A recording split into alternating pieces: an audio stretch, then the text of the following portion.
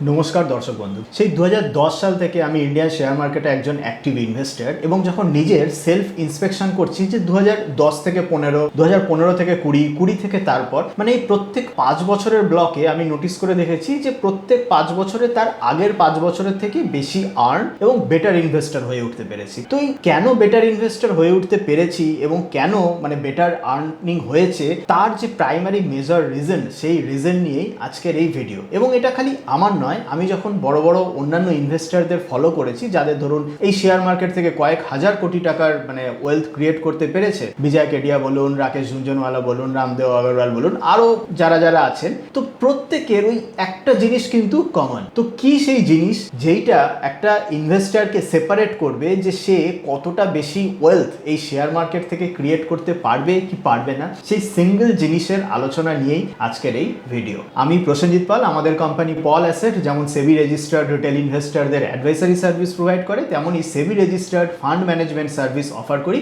Ultra high net worth ইনভেস্টরদের জন্য। এবং আমারই লেখা দুটো বই অ্যামাজন ইন্ডিয়া বেস্ট সেলার বই, ইংলিশ, বাংলা, হিন্দি অনেক ভার্সনে পাবলিশ হয়েছে। আপনারা যদি সেই বই নিয়ে জানতে চান, সিম্পলি অ্যামাজন বা ফ্লিপকার্টে প্রসেনজিৎ পাল বেঙ্গলি বুকস দিয়ে সার্চ করলে সব ডিটেলস পেয়ে যাবেন। ডিরেক্টলি চলে যাই যে কি সেই রিজন যার জন্য আমি নিজে প্রত্যেক 5 বছরে তার আগের 5 বছরের থেকে এই শেয়ার মার্কেট থেকেই বেশি আর্ন করতে পেরেছি, বা যারা যত শেয়ার মার্কেটে সাকসেসফুল ইনভেস্টর তারা অনেক বেশি আর্ন করতে পেরেছে compare to a normal investor. এবং সেই কারণটা যখন আপনি প্রথম শুনবেন বা সেই মেজর ফ্যাক্টরটা শুনবেন, আপনারা অবাক হয়ে যাবেন, বিশ্বাসই হতে চাইবে না। তো তার জন্য সেই কারণটাই যে বলবো সেটা নয়, তো তার সাথে আরো যে ডিটেলস, প্র্যাকটিক্যাল এক্সাম্পল সমস্ত কিছু নিয়েই এই ভিডিওটা। তো চলুন কারণটা বলি। সেই কারণটা হলো আপনাদের সকলের থেকে যদি আমি বেশি ইনকাম করতে পারি শেয়ার বাজার থেকে, এর কারণ হলো আমি আপনাদের সকলের থেকে লস বেশি বুক করেছি। আবার বলছি, লস বেশি বুক করেছি। এখানে একটা জিনিস মনে হতে পারে, আপনারা বলবেন যে না, আমার হয়তো ইনভেস্টমেন্ট আপনাদের সবার থেকে বেশি, তো তার জন্য আমার লস বুকিংও বেশি, প্রফিট বুকিংও বেশি। না, আমি অ্যাবসলিউট ভ্যালুতে বলছি না, আমি বলছি even in terms of percentage. ধরে নিন কার ইনভেস্টমেন্ট ভ্যালু বেশি কার কম সেসবের আমি যাচ্ছি না।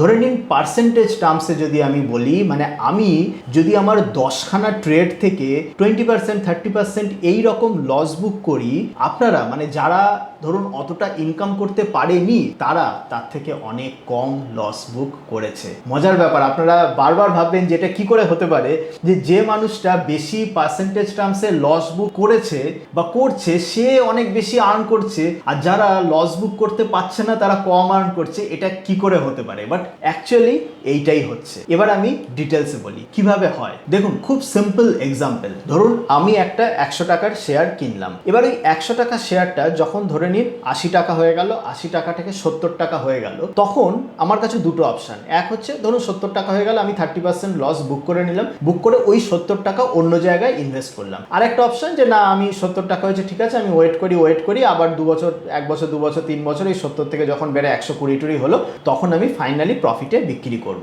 ম্যাক্সিমাম রিটেল ইনভেস্টররা যখন ওই 100 থেকে 70 হয় তখন তারা লস বুক করতে পারে না, বা অনেকে ভাবে যে না এখন তো লস বুক করা উচিত না, কারণ এটা আস্তে আস্তে ঠিক একদিন না একদিন বেড়ে যাবে। তো তারা কি করে, এই যে লস যে বুক না করলো সেই 70টা কি করে 80, 90, 100, 110, 20 এইরকম হওয়ার ওয়েট করে। আমরা যেটা করি বা আমি যেটা করি, যেটা বলছি যার প্রাইমারি রিজন কেন আমি বেটার ইনকাম করতে পেরেছি, ওই 100 টাকাটা যদি 70 টাকা হয়ে যায়, আমি যদি বুঝতে পারি আমার ওই 70 টাকাটা 120 বা 140 হতে যা টাইম লাগবে, তার থেকে অন্য একটা শেয়ারে আমি ওই 70 টাকা ইনভেস্ট করলে সেই 70 টাকাটা আমার 200 টাকা হয়ে যেতে পারে। আমি কিন্তু সঙ্গে সঙ্গে ওই 30 টাকা লস বুক করে নিই, যেটা ম্যাক্সিমাম ইনভেস্টাররা পারে না। এবার এই যে বলছি পারে না, মানে আপনারা যারা মানে বেশি ইনভেস্টমেন্টের অভিজ্ঞতা নেই বা যারা প্রথমবার শুনছেন ভাবছেন যে কেন এটা হয়, তো মানে এমন কিছু না যে যদি আমার কাছে বেটার অল্টারনেটিভ থাকে আমি তো ইজিলি বুক করতে পারি। তো এখানেও আমি কিছু প্র্যাকটিক্যাল এক্সাম্পল আমি দেবো এবং দিয়ে তারপর বলবো যে কেন নর্মাল হিউম্যান ব্রেন আপনাকে লস বুক করতে দেবে না, এবং কেন ব্যাপারটা শুনতে এতটা স্ট্রেট ফরওয়ার্ড হলো যখন আপনি প্র্যাকটিক্যালি করতে যাবেন প্রচন্ড প্রচন্ড কঠিন। তো এখানেও আবার আমি যদি এক্সাম্পল দিই, দেখুন এক্সাম্পল এমন দিচ্ছি যেখানে আমাদের ইউটিউবেই মানে ফ্রি চ্যানেলেই আগে ভিডিও দিয়েছি, এই রকম শেয়ার রেকমেন্ডেশন করেছি, সেই রকমই একদম প্র্যাকটিক্যাল এক্সাম্পল দিচ্ছি। খেয়াল করে দেখবেন এই বছরই আমরা এই 2-3 মাস আগে কোয়ালিটি ফার্মা বলে একটা শেয়ার যে আমরা মাল্টিব্যাগার রেকমেন্ডেশনে দিয়েছিলাম, 2-3 বার এক্সাম্পল দিয়েছিলাম। তেমনই কাকা ইন্ডাস্ট্রিজ বলে একটা শেয়ার, সেটাও এই ইউটিউব ভিডিওতে এক্সাম্পল দিয়েছিলাম। তো এই দুটো শেয়ারের এক্সাম্পল কেন আমি বলছি, মানে আপনারা বুঝতে আরো ক্লিয়ার হবে। কাকা ইন্ডাস্ট্রিজ এই শেয়ারটা আমরা 2024 সালে রেকমেন্ড করেছিলাম মাল্টিব্যাগার সাবস্ক্রিপশনে, 220, 30, 40 এইরকম একটা টাকায় রেকমেন্ড করেছিলাম। শেয়ারের দামটা কিছুটা বেড়েছিল, তো তারপরে আবার পড়েছে। 2025-এর পুরো টাইমটাই শেয়ারের দামটা নিচের দিকে ছিল, 2026-এরও ম্যাক্সিমাম টাইম নিচের দিকে ছিল। ফাইনালি এখন আবার 220 এইরকম একটা কিছু জায়গায় যেতে চলেছে বা এইরকম একটা জায়গায় রয়েছে। তো কাকা ইন্ডাস্ট্রিজের এই যে প্রাইস চার্ট, এইটা যদি আপনি দেখে নেন, তো এই প্রাইস চার্ট দেখলে এইটা ক্লিয়ার যে কেউ যদি 2024 সাল থেকে শুরু করে আজ অবধি যদি সেল না করে, হয়তো 2026-এর কোনো না কোনো একটা টাইমে কিছু না কিছু প্রফিটে বিক্রি করবেই, প্রফিটে হয়তো বিক্রি করতে পারবে। কিন্তু আমি বা আমরা যখন ফান্ড ম্যানেজমেন্টে যখন যাই, ডিরেক্ট পোর্টফোলিও ম্যানেজমেন্ট করি, আমি কিন্তু এই কাকা ইন্ডাস্ট্রিজ থেকেই লস বুক করেছি। যদি আমি জানি যে কোনো না কোনো একদিন এই শেয়ারটা প্রফিটে হবেই, কিন্তু আমি লস বুক করেছি। কেন লস বুক করেছি? যে যখন আমার কাছে যদি অপরচুনিটি থাকে, যদি আমার মনে হয় অন্য কোনো শেয়ার মাচ বেটার রিটার্ন দেবে, তখন আমি এখান থেকে লস বুক করে সেখানে যাব। তো এবার কোথায় গেছি? এগেইন এটা একটা মানে খুব নর্মাল এক্সাম্পল, কোয়ালিটি ফার্মা, যেটা এই শেয়ারটাও বারবার ইউটিউবে বলা হয়েছে, পাস্ট ভিডিও দেখলে বুঝবেন। এটা আমরা 900 টাকায় ওই মানে আগের বছর জুন 2025-এ মানে পেড মেম্বারদের রেকমেন্ড করা হয়েছে। জুন কি জুলাই হবে এক্স্যাক্ট মনে আসছে না, এখানে রিসার্চ রিপোর্টের স্ক্রিনটা এখানে চলে আসবে, এক্স্যাক্ট ডেট বলে দেবেন। তো জুন জুলাইতে যখন রেকমেন্ড হয়েছে, পুরো 2025 সালটা জুড়েও কিন্তু ওই শেয়ারটা 900, 1000, 800 মানে একই রকম দামে বা লসের দিকে ছিল। কিন্তু এই 2025-এই আমরা যেটা করি, যে যখন বুঝতে পারছি যে না, কাকা ইন্ডাস্ট্রিজ হয়তো অতটাও বেটার প্রবাবিলিটি নেই, তখন সেইখান থেকে আমরা শিফট করে কোয়ালিটি ফার্মাতে আসি। মনে রাখবেন, আজকের দিনে কোয়ালিটি ফার্মা সেই 900 টাকার শেয়ারটা 2700, 2800 বা কয়েকদিন হয়তো 3000 টাকাও হতে পারে। কিন্তু 2025-এ কেউ যদি দেখে, 2025-এ পুরো 6-7 মাস পুরো বছরটাই শেয়ারটা 700, 800, 900 এইরকম রেঞ্জে ছিল, কেউ ভাবতেও পারবে না 2025-এ দেখে যে ওই শেয়ার 6 মাসের মধ্যে 3 গুণ হতে চলেছে। তো এই কোয়ালিটি ফার্মা, আবার বলছি কেন এটার নামটা নিচ্ছি, মার্চ এপ্রিলে আমরা এই ফ্রি ইউটিউব ভিডিওতেই যখন এই শেয়ারটা নিয়ে আবার বলেছিলাম যে আমরা তো ইনভেস্টারদের যারা পেড মেম্বার তাদের জুন জুলাইতে বলেছি, নভেম্বরে রিপিট বাই দিয়েছি যখন স্টিল 900, 950 টাকা ছিল, ফেব্রুয়ারি মার্চে যখন শেয়ারটার দাম 1600 টাকা চলে আসে, আবার তখন রিপিট বাই দেওয়া হয়। সেই 1600 টাকায় যখন রিপিট বাই দেওয়া হয়, তারপরে আমরা ইউটিউব ভিডিওতে ফ্রি করি, কারণ অলরেডি শেয়ারটা 900 থেকে 1700 মতো হয়ে গেছিল। এগেইন ইউটিউবে অনেক রকম কমেন্ট করেছিল যে কি এত দাম বেড়ে গেছে, কি করে ইয়ে হবে, A to Z আমরা হয়তো ভিডিও করি কাউকে এক্সিট দেওয়ার জন্য, এই নিউজ সেগুলো। তো সেই 1600-1700 টাকা থেকে শেয়ারের দাম আজকে 2800-2900 হয়ে গেছে, এবং হয়তো 3000 টাকাও ছুঁয়ে ফেলতে পারে যতদিনে আপনি এই ভিডিওটা শুনবেন। তো এবার আপনি ওই ভেবে দেখুন, কাকা ইন্ডাস্ট্রিজ থেকে আমি 2025-এ আমরা যখন এক্সিট করি, সেই মানে এক্সিট করি মানে এগেইন পেড মেম্বারদের কিন্তু এক্সিট বলা হয়নি। যখন আমি পার্সোনাল ফান্ড যখন আমি ম্যানেজ করছি AIF এ, তখন আমি যখন এক্সিট করছি, আমি লসে এক্সিট করছি, আমি 10% কি 20% লস বুক করতে I am ready, I am fully comfortable. তো সেই 10% লস আমি বুক করলাম, বুক করে আমি কোয়ালিটি ফার্মাতে ইনভেস্ট করলাম। আজকে সেই কোয়ালিটি ফার্মার ইনভেস্টমেন্ট প্রাইস থেকে 900 টাকা থেকে 3 গুণ। সেই কাকা ইন্ডাস্ট্রিজ কিন্তু যদি এখনো থেকে থাকতাম, হয়তো আমার ইনভেস্টমেন্ট প্রাইসটা রিকভার হয়ে যেত। তাহলে যেই ইনভেস্টার ওই কাকা ইন্ডাস্ট্রিজেই থেকে গেল, থেকে তা সে দেখলো যে আমি 3 বছরে থেকে আমি ওখান থেকে মোটামুটি 10-20% প্রফিটে বেরিয়েছি। আর যে লোকটা ওই কাকাতে 10-20% লস বুক করলো, করে কোয়ালিটিতে এলো, সে কিন্তু 3 গুণ প্রফিট করলো। তো এই জন্যই আমি বলছি, মানে আপনি মানে একটা ইনভেস্টার যে কাকাতেও লস বুক করেনি, যে কোয়ালিটিতেও রয়েছে, সে কোনোটাতেই লস বুক করলো না, সে দুটোতেই প্রফিটেবল হলো। আর আমি কি করলাম, আমি কাকাতে লস বুক করলাম, মানে যেটা আমার লস মেকিং, সেই লসের টাকাটা কোয়ালিটি ফার্মাতে ইনভেস্ট করলাম, করে সেই কম্বাইন্ড ভ্যালুটা আমার 3 গুণ হয়ে গেল। তাই জন্য আমাদের ইনকাম বেশি বা আমরা বেশি ওয়েলথ ক্রিয়েট করতে পেরেছি, আর একজন নর্মাল ইনভেস্টাররা সেটা পারে না। এবার এগেইন এটা খুব একটা স্ট্রেট ফরওয়ার্ড আমি এক্সাম্পল দিলাম। এবার কেন এইটা করা প্রচন্ড কঠিন, তার প্রাইমারি দুটো রিজন, বা আমরা অ্যাডভাইসারিতে বললেও ইনভেস্টাররা কথা তো শুনবেই না, উল্টে তারা হাজার মানে কিছু না বুঝে শুনে 10-12টা কোয়ারি করবে। ইনভেস্টাররা নিজেরা এটা অ্যাপ্লাই করতে পারবেই না, পারেও না। কেন? প্রথম হচ্ছে রিসেন্সি বায়াস, আর সেকেন্ড হচ্ছে লস অ্যাভারশন। কি এই দুটো জিনিস? সেটা হচ্ছে যখন আমি এই যে বললাম যে শিফটিং, মানে একটা আমার লস রয়েছে, সেই লস শেয়ারটা শিফট করে আমি আরেকটায় যাচ্ছি, এটা তো আমি খুব স্ট্রেট ফরওয়ার্ড এক্সাম্পল দিলাম। একটা শেয়ারের লস শিফট করে আমি আরেকটায় গেলাম, সেটা প্রফিট হয়ে গেল। এমনটা কিন্তু আমাদের সঙ্গে সবসময় হয় না যে লস বুক করে এইটা এলাম, এটা প্রফিট হলো, ওইটাও লসে হতে পারে। আমি এক্সাম্পল কোয়ালিটি ফার্মা দিলাম জাস্ট ফর সিম্পলিফিকেশন বোঝার জন্য। কিন্তু প্র্যাকটিক্যালি যেটা আমাদের সঙ্গে হয়, বা আমরা যখন ফান্ড ম্যানেজ করি, আমার নিজের পোর্টফোলিওতে হয়, শেয়ার এ শেয়ার আছে, আমি এ শেয়ারে 100 টাকা ইনভেস্ট করলাম, করে সেটা 80 টাকা হলো আমি 80 টাকায় লস বুক করলাম, 80 টাকা নিয়ে চলে এলাম, ওই 80 টাকা আমি শেয়ার বিতে দিলাম, সেই বি শেয়ারও সেখানেও লস হলো, সেই বি শেয়ারও মানে 80 টাকা থেকে 70 টাকা হয়ে গেল, সেইখানেও আমি লস বুক করলাম। তারপরে হয়তো আমি সেই সিতে যখন ইনভেস্ট করলাম, মনে রাখবেন সিতে যখন ইনভেস্ট করছি সঙ্গে সঙ্গে কিন্তু আমার প্রফিট হচ্ছে না, দেখা যাচ্ছে ওই সি শেয়ারটা 1 বছর কি 2 বছর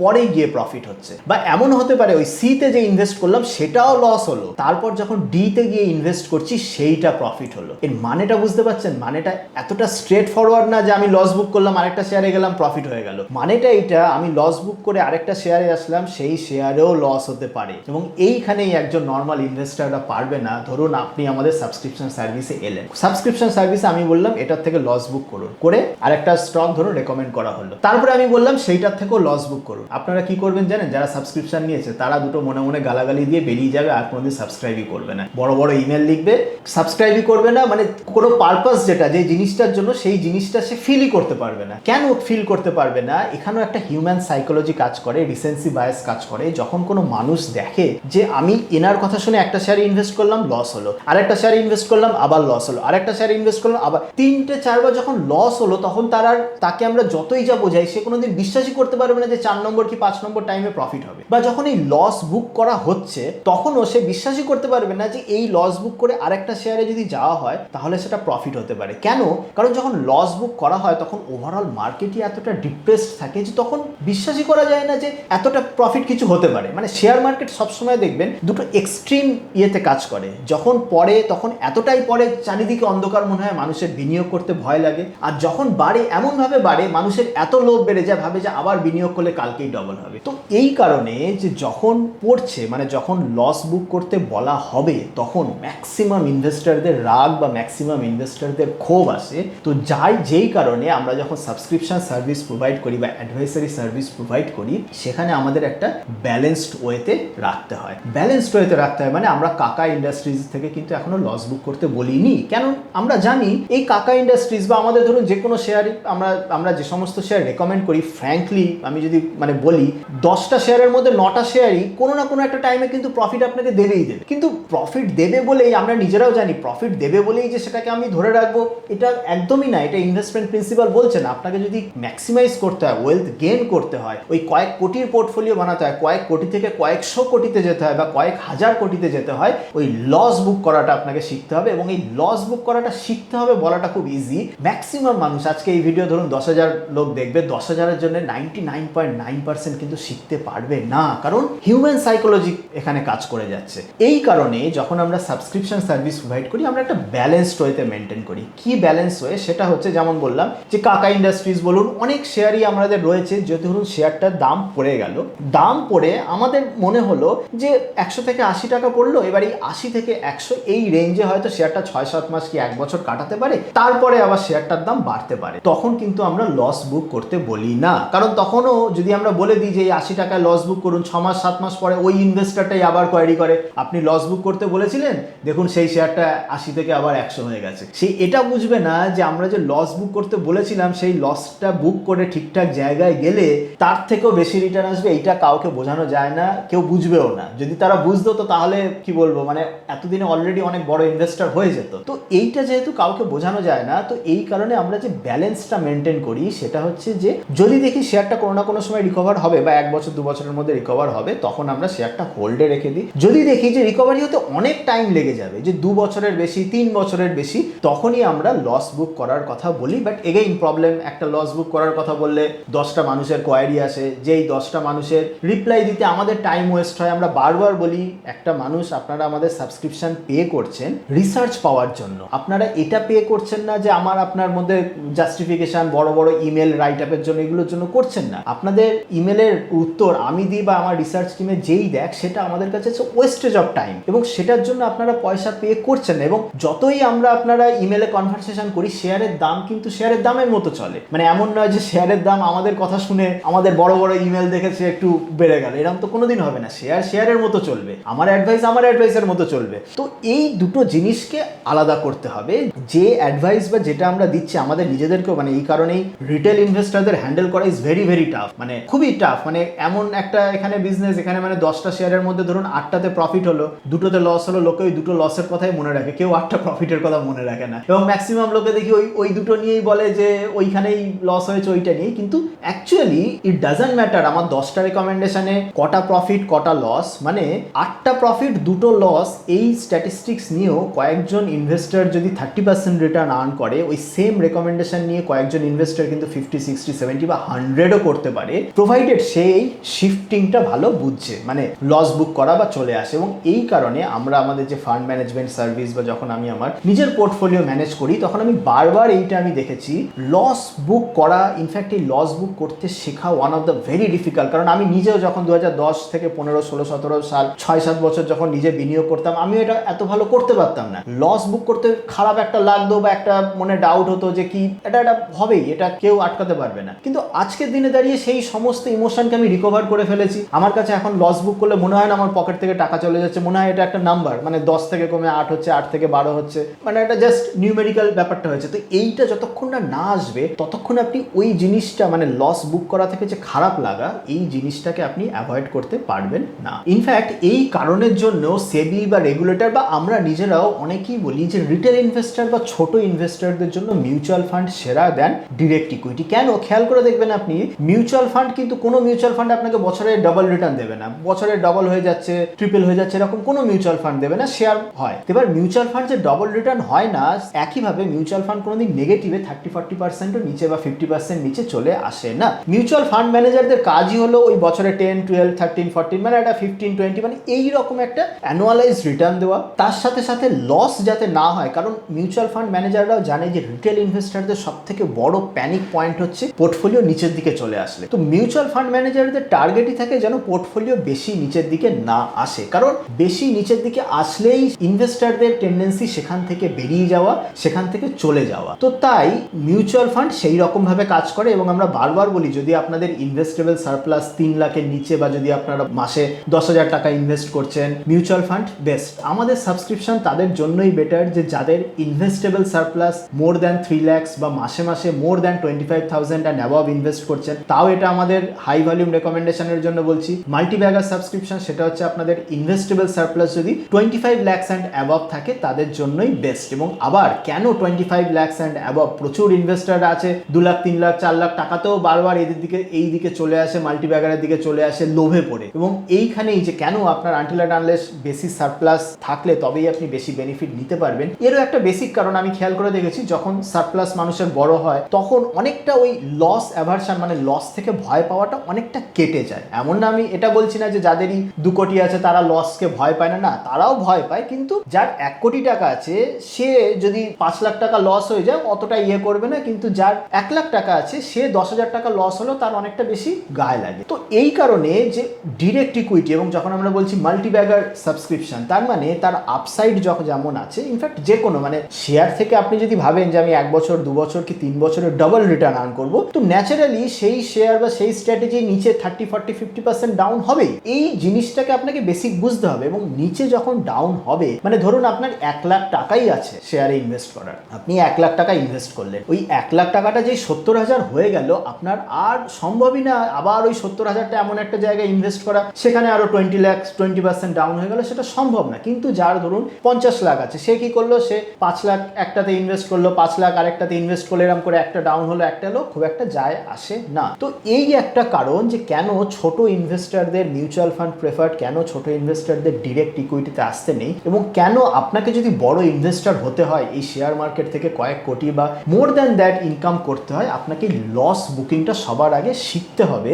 ইমোশনকে হাঁটাতে হবে লস বুকিং এর সময় থেকে। মনে রাখতে হবে লস বুকিং সবসময় যে খারাপ তা নয়, লস বুকিং অনেক সময় ভালো, প্রোভাইডেড আপনি সেই লস থেকে বেটার জায়গায় যেতে পারছেন। এবার এখানেও একটা ব্যাপার দেখুন, আমি যখন নিজের টাকা নিজে ইয়ে করছি, নিজের রিসার্চে করছি, সেই কনভিকশন একটা আলাদা থাকে। আপনি যখন আমাদের রিসার্চ কিনছেন, মানে আমার রিসার্চ রিপোর্ট কিনছেন, আমাদের সার্ভিস কিনছেন, তো আপনার কাছে ওই লেভেলের কনভিকশন কোনোদিন আসবে না। মানে আমি যদি আপনাকে ধরুন কোনো ইনভেস্টর হলো এমন 1 বছরে সে 2-3 বার তাকে লস বুক করানো হলো, 2-3 বার লস বুক করার পরে সে তার আর ওই কনভিকশনই আসবে না যে সেকেন্ড বছরের জন্য রিনিউয়াল করাতে। তো তাই আমাদেরকেও খুব একটা ব্যালেন্স করে চলতে হয়। মানে আমরা এমনও শেয়ার দিতে পারি না, যেই শেয়ার পার্সোনালি ইনভেস্ট করি যে 4-5 গুণ হয়ে যেতে পারে, আবার লস হলে 50-60% হয়ে যেতে পারে, এমন আমরা দিতে পারি না। আমরা এই রকম ট্রাই করি যে ঠিক আছে লস হলে 20-30% হবে, প্রফিট হলে 100% হবে, এইরকম একটা জোনে থাকার চেষ্টা করি। কারণ আমরা জানি ওই 50-60% লস বুক করালে, একবার করালে, দুবার করালে, 3 নম্বর বার আর সেই ইনভেস্টার ফিরে আসেন। ইনফ্যাক্ট 20-30% লসই যদি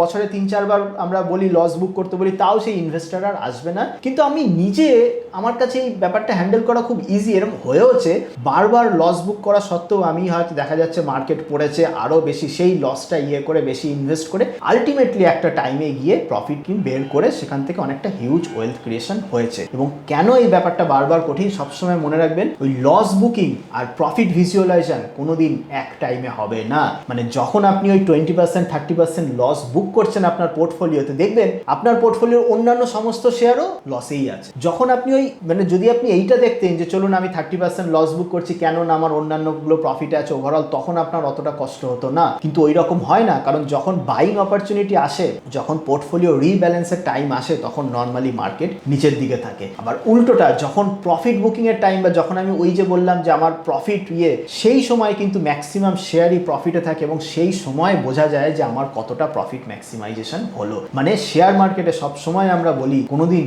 রিটার্ন লিনিয়ার আসবে না। মানে আপনি যদি 1 কোটি টাকা নিয়ে আসেন, হতেই পারে ওই 1 কোটি টাকাটা কোনো এক সময় 90 লাখ হলো, 90 লাখ থেকে 80 লাখ হলো, 80 লাখ থেকে 70 লাখ হলো। ওই যখন 70 লাখ হলো তখনও আপনাকে ইনভেস্ট করে যেতে হবে, তখনও লস বুক করে যেতে হবে। এবং সেই সময় লস বুকিংটাই সব থেকে ডিফিকাল্ট। কেন লস বুকিং করে যেতে হবে? কারণ আপনার মধ্যে যদি সেই কনভিকশনটা থাকে, রিসার্চের কোয়ালিটিটা যদি থাকে, সেই 70 হোক, 60 হোক, 50 হোক, একটা না একটা টাইমে আবার ওইটা 2 কোটি হবে, তবেই আপনি সেইটা করতে পারবেন, যেটা আমরা করতে পারি। বা যে কোনো সাকসেসফুল ইনভেস্টার আপনারা যেদিকে তাকিয়ে থাকবেন না কেন, প্রত্যেকেই করেছে, প্রত্যেকেই তাদের ইনভেস্টমেন্ট কেরিয়ারে প্রচুর লস বুক করেছে এবং প্রফিট যেগুলো হয়েছে সেইখানে ইনভেস্টমেন্ট বাড়িয়ে গেছে, পিরামিডিং আপ যেটাকে বলে, তার জন্যই সেটা কিন্তু হয়েছে। আপনারা কমেন্টে জানান আপনাদের ভিউ কি, বা আপনি সত্যি সত্যি এই জিনিসটা করতে পারেন কি পারেন না, বা যদি করতে না পারেন কোথায় প্রবলেমটা বা কোথায় অসুবিধাটার জন্য করতে পারেন না। এবং আবার বলছি, যদি সত্যি সত্যি আপনারা সেই লস বুকিং প্রপারলি শিখে যদি বড় ইনভেস্টর হতে চান, এই ভিডিওটা বারবার দেখুন। একবার দেখলেন আপনি, একবার দেখে